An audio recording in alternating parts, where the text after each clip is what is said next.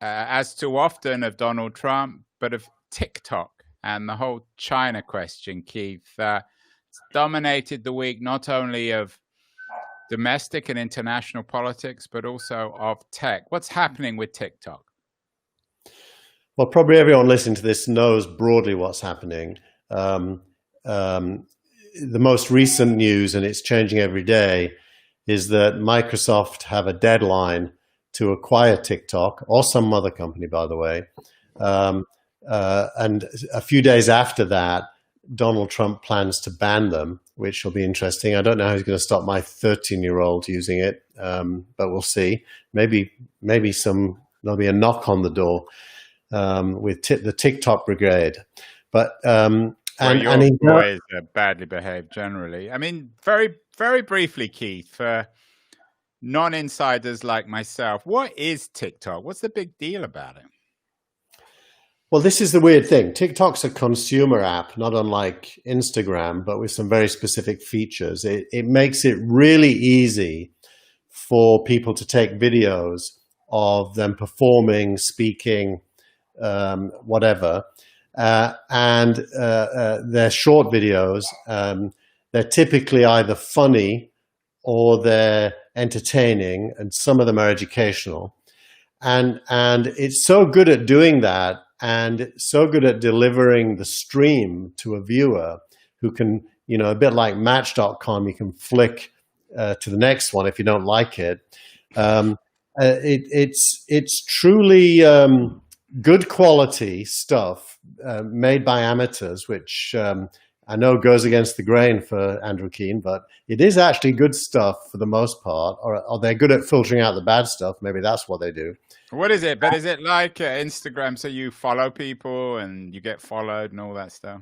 You don't follow people. Actually, what happened, you can find people, but what happens is they figure out what you like based on your flicks. And it just gives you an endless stream of stuff that you're likely to like. My wife, who is not prone to this, can spend 1 or 2 hours on it because it's sufficiently engaging. And she's an English lit major, so it's not low life. It's genuinely. So why aren't we broadcasting on TikTok? You can't. Is it real time?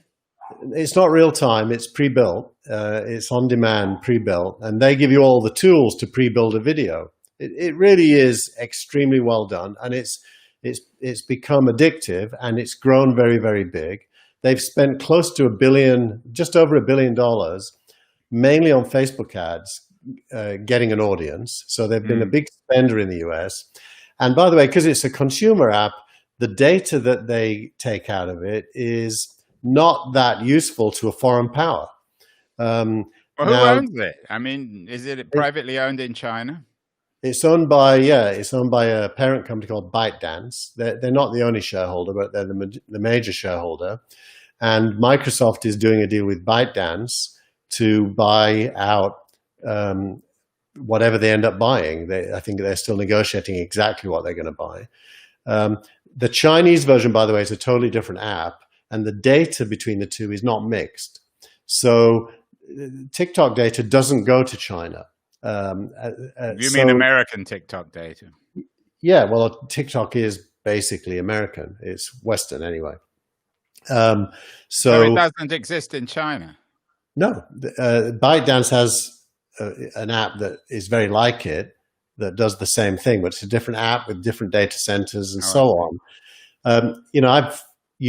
This about me, but maybe listeners don't. I've got a long history of doing business in China. I actually did back in 2000. I did a contract with the Chinese government for Chinese language keywords pointing to URLs using my real name's company technology. And the core of that deal was that we had to put servers in China, and that's a standard part of Chinese way of looking at things. They're paranoid about being cut off from the rest of the world, so they always want servers in China so that if they get cut off, it can still work. So there's both good and bad reasons for them wanting that. Okay, so the story so far is that the Chinese developed an app, some sort of video sharing, short form video sharing app that's popular in the US. Or why does Trump want to shut it down? Well, he wants to shut WeChat down as well, remember. He just extended it to WeChat, which in China is called Weixin. It's the same app. So this week, I got asked on my WeChat to put my name, address, upload my passport. And that's because WeChat has a payment system, and KYC and anti-money laundering. KYC is know your customer. Anti-money laundering, AML, requires the Bank of China to not let WeChat do payments unless they know the customer. So Trump reacted to WeChat asking for the Americans to show their passport and their information, which, by the way, you have to do if you get a Citibank account or you want to do payments on PayPal. So it's just the same. He's now extended the ban to WeChat. And so this is a general balkanization of the internet that Trump is now on board with. He's basically saying America is sovereign and you can't ask my citizens to do anything. Now, the irony... Why is he doing that? Did he have a bad Chinese meal or something? Well, we all know about the broader context, right? There's a trade war with China, and he's trying to leverage everything he can get into deal points in his discussions with them. He's squeezed Huawei for a long time. I almost called my newsletter this week Wow, W-O-W, Way, W-E-I-G-H, but I ended up calling it Tik-Tok instead. Very original. So you've got Huawei, TikTok, and Weixin or WeChat. So this is an American-led, or most of us Americans won't agree with it. So it's a Trump-led. But I'm not American. So. Assault on. Are you American, Keith? I actually am American. Yeah. Don't look it. Okay, so I mean, this. I don't know what to say. This is ridiculous. So he's banning Chinese-owned apps in the US and saying that it can continue if they sell it to an American company, which isn't really American like Microsoft, which is a multinational company. Well, and there's also an asset seizure component of that, because he's also saying if Microsoft do buy it, the sellers should pay the US government money, which I don't know what the logic behind that is, unless they pay tax in America, in which case they will pay money. But other than that, there's no reason why that should happen. So this is really nationalism and globalism clashing.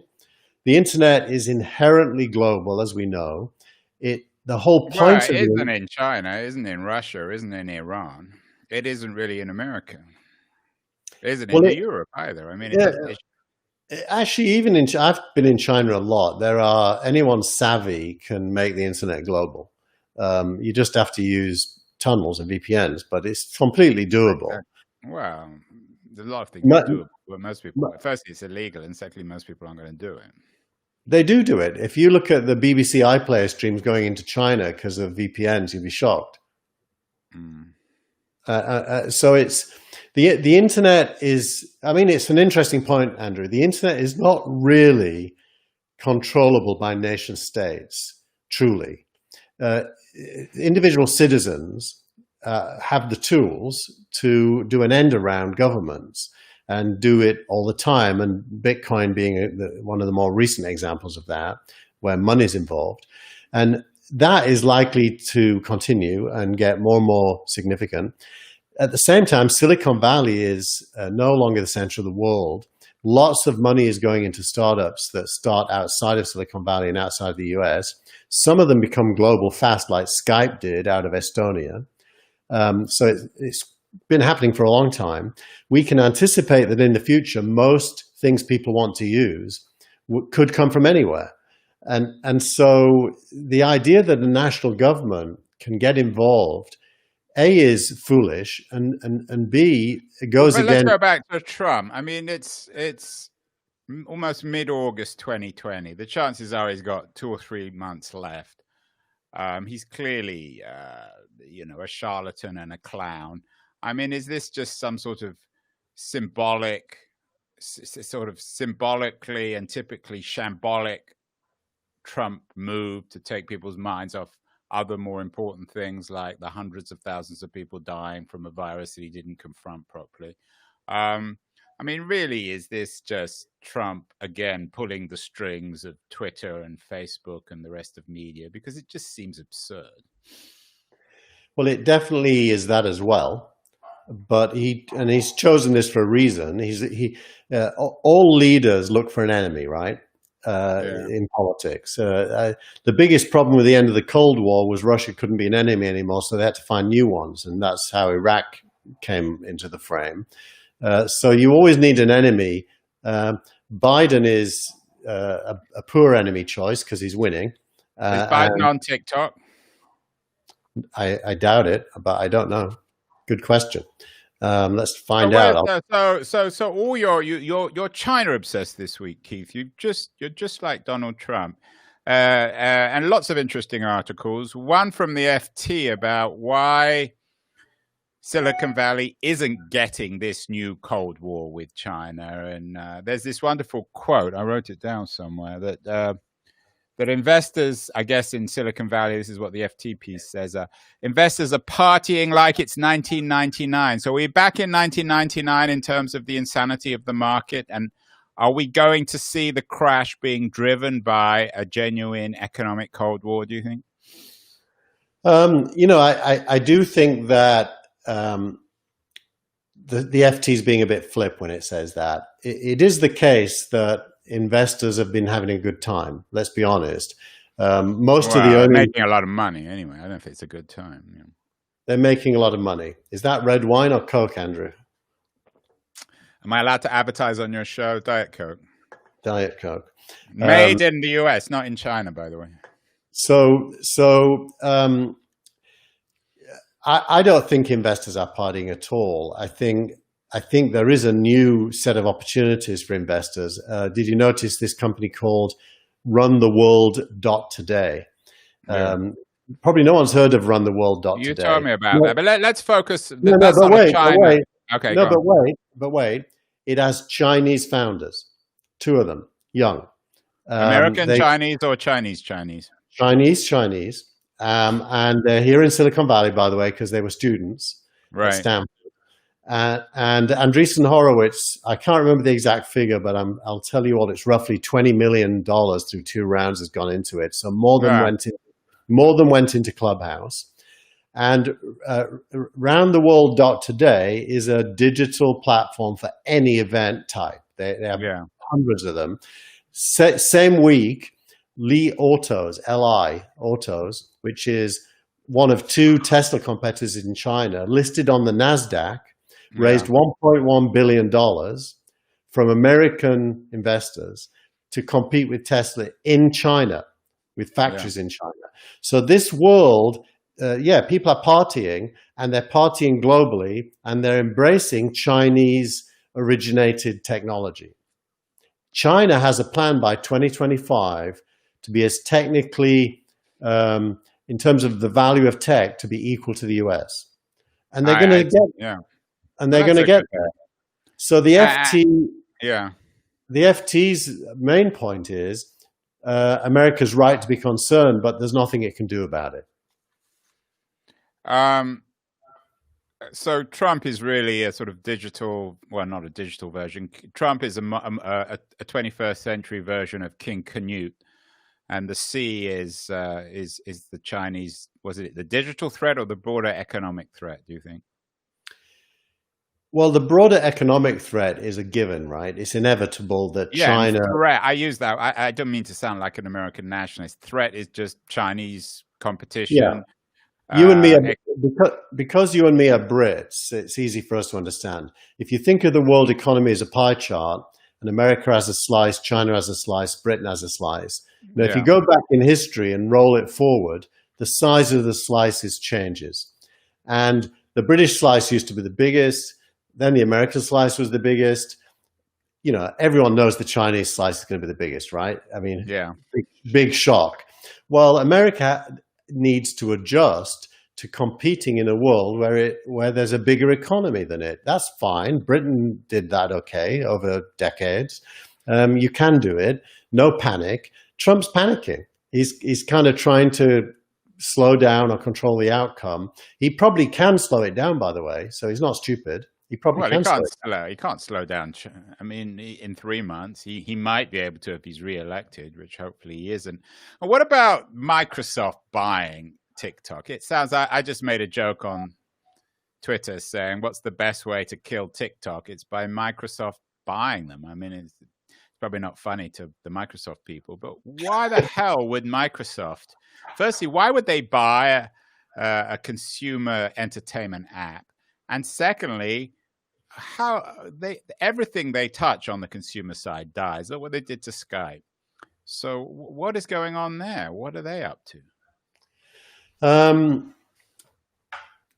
It's a massively valuable advertising platform, and Microsoft abandoned having a play in consumer mobile before it even had a play. So Microsoft has done, by the way, they've done a fantastic job in enterprise. They've done a fantastic job in the cloud with Azure, which I wouldn't have thought could get to. Yeah, that's obvious. And then their market value is doing very well. And the new market value clearly knows what he's doing. I mean, especially compared to the previous person. Right. But it just seems like this is going back to the insanity of the Ballmer age of Microsoft just buying stuff because it's in the news. I think if I was Microsoft, by the way, there's two failures in consumer internet. One is Microsoft, the other is Google.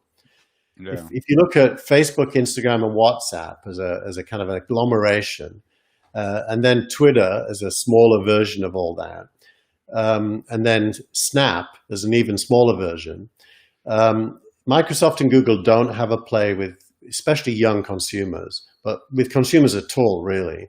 So TikTok, pricey as it is, remember WhatsApp cost $19 billion, but it saved Facebook's life because it made Facebook a valuable mobile chat platform. If Microsoft or Google, which I'm not sure if Google are even looking at it, but they should be if they're not, had to pay double-digit billions for this, probably more than 19. It is not a bad investment given how big it is and the money they could make from owning it. So you missed a trick. Yeah, you missed a trick this week in terms of headlines, Keith. The Economist had the cover story on Google in middle age, sort of joking a bit. But so maybe the story is not about TikTok or even Microsoft, but about Google. Maybe we can talk about that next week. That would be a good thing to talk about because Google earnings dropped 10% this last quarter for the first time ever. Yeah. So so very briefly, because I don't want to spend the whole time talking about TikTok or China. What do you expect to happen? I mean, Trump is always all bluff. I mean, he changes the subject, he messes us around. So the chances of this being in the news next week are fairly unlikely. He'll have moved on to something else. Well, let's imagine we were the board of directors of ByteDance because they're the ones who have to make the decision. Yeah. I wouldn't sell. I would tough it out. I would call Trump's bluff. I would let him ban it, but he won't be able to. Yeah. And I would take the risk of a short-term decline in value due to whatever hit that involves. And I, as a Chinese-centered investor, would. I'm sure TikTok's getting more downloads than ever because of all the PR. I would just go for it.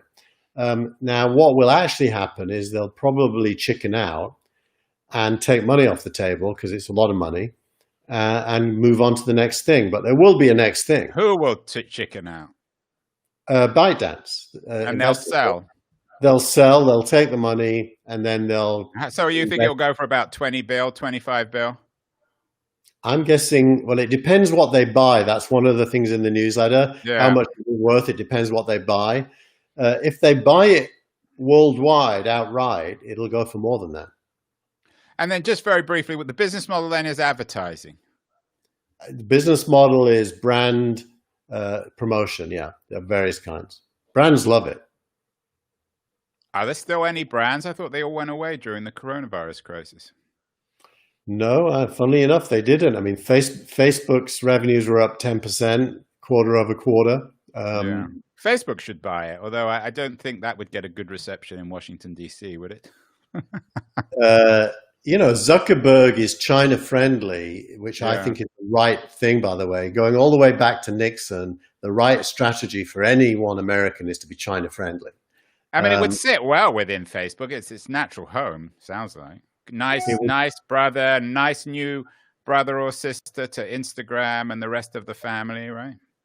Zuckerberg's first action was to launch Instagram Reels this week, which is their competitor, and it won't work, as we know. So and what are the chances of this time next year TikTok being just a sort of an internet version of Beirut, totally in ruins? Just no one's going there anymore. Not going to happen. So it's for real. It's a real product. It's a real product. People love it, and it's good. They did a good job. Okay, so you dropped earlier the fact that as you, the consummate Silicon Valley insider, you got an invite to Clubhouse. I haven't got the invite. I'm sure most of our audience doesn't. What was it like? You had the chance to see the latest made in Silicon Valley sensation. I did get an invite, thanks to Dave Weiner, actually, the guy who was. He still exists, Dave Weiner. Oh, he's got one of the best minds around when it comes to this stuff, and he got into Clubhouse, tweeted as such, and I went and applied using his name as a friend, and they let me in within 24 hours. I was amazed.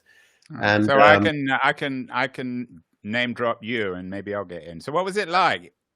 Well, it's very interesting. It's like a live event. It's organized into a stage and an audience. And anyone can go on the stage, but the moderator starts on the stage. It's audio only, but with a visual representation of the room. It's very good quality audio, and it's like sitting in a seminar or a conference with questions, with people going on stage to make points. The moderator can call people on stage and ask them to speak. It's topic specific, so you join a meeting about something. Josh Constine, who used to be at TechCrunch, I joined his one yesterday, and it's. So if you think it would be a good score. I mean, in the coronavirus, in the age of the coronavirus, it would be an ideal platform for education. It sounds like it would be very good for education, although it's not good at sharing materials. So there's better platforms for that. It's kind of what we are to a video blog. It is to a podcast. We're doing this live. We're currently on Facebook, LinkedIn, YouTube, and Twitter live, and we're on the That Was the Week website live. So a podcast, normally you listen to it from iTunes or Spotify, but Clubhouse is live. So it's like a live audio event. And where they get there, but it's internal. It's cut off from the rest of the world, so it's walled. It's a walled garden. It is to audio what Facebook is to the internet. It's a separate environment, but why aren't they opening it up for everyone then? Why? I mean, the whole thing is to get members. Why are they stopping people joining to create buzz? It's probably technology and scaling combined with buzz. When I joined, I was immediately followed by 5 people who I know really well, and I could follow about 50 people who I know really well. So that reminds me of when I first joined Twitter, when it was a kind of an in crowd.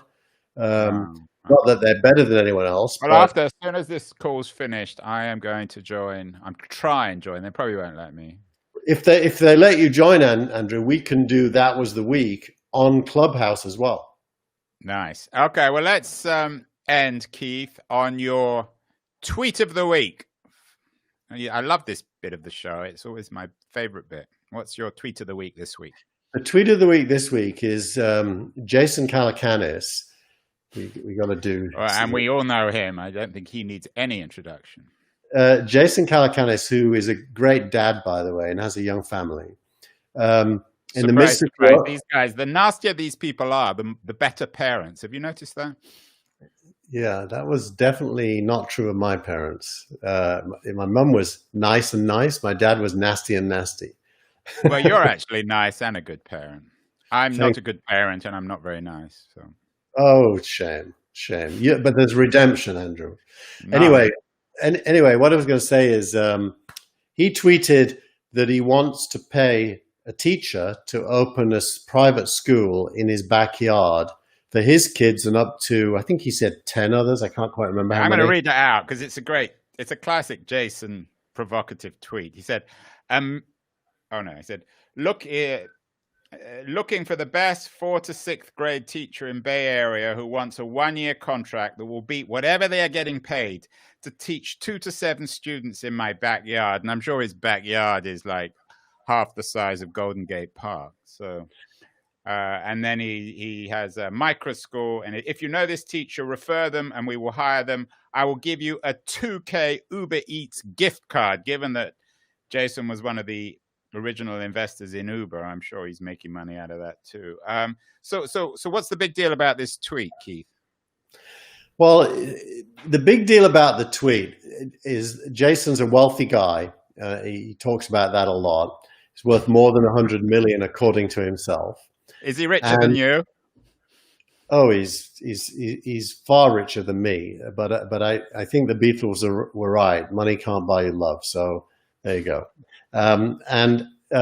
He is basically offering $2,000 in Uber Eats coupons plus a salary that no other teacher could compete with for the best teacher that he chooses to hire to run a private school in his backyard. Classic Jason, right? I mean, classic Jason. Now, just as Trump wants to balkanize the internet, Jason wants to balkanize education. He basically wants education to go to where people with money can buy the best education.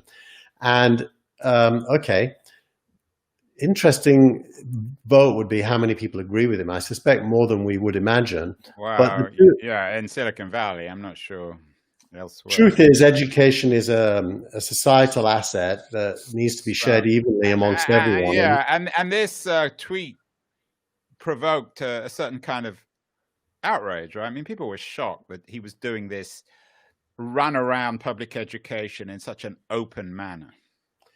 I didn't, to be honest, I didn't. I was so appalled by it, I didn't even click on it. I just thought we got to talk about that. So I can very quickly click on it, and because I think that the tweet showed up in one of SF Gate or one of the other San Francisco news services, sort of reflecting or confirming what people think about people like Jason, that they have no interest in the public good and that they're privatizing everything, including education. Correct. Well, and privatization in general. So you're not going to defend him at all. You're as outraged as everyone else here. I am not going to defend him. I don't mind him looking after his children's needs, and I don't even mind him spending his money doing that. That's a private decision. I don't like the direction he's going in if it was to be copied by lots of people. And is it likely to be copied in our, you talked about balkanization when it comes to the global economy. I see that balkanization, particularly in a place like San Francisco, it's more like a feudalization where you have 2 or 3 separate worlds coexisting. The world of multimillionaires like Jason running private schools in their backyard, and then another third of normal people, and then the other third living on the streets. I think it's really balkanized. I mean, I live in Palo Alto. I have lots of very, very good friends who are fortunate enough to be able to get their kids into, one of the many private schools that cater to kids. Some of them do it because their child has very specific needs that are not really well looked after in a public school. And so they do the right thing for their kid. But the broader thing of how do we get public education to support all the various needs that children have is too long term for them, and they can act in the short term to fix their own specific problems. I think the time has to come when we try to fix societal problems, and hopefully the election will be the first step of that. The clock is tick-tocking, Keith, right? It definitely is. Tik-Tok, Tik-Tok, Tik-Tok. Perfect ending for a TikTok discussion. Have a wonderful week, and I will see you at the same time, same place next week. That was the week. It won't be the same time, Andrew. Let's not fool them. It'll be roughly around the same time. Exactly. Okay. Thank you.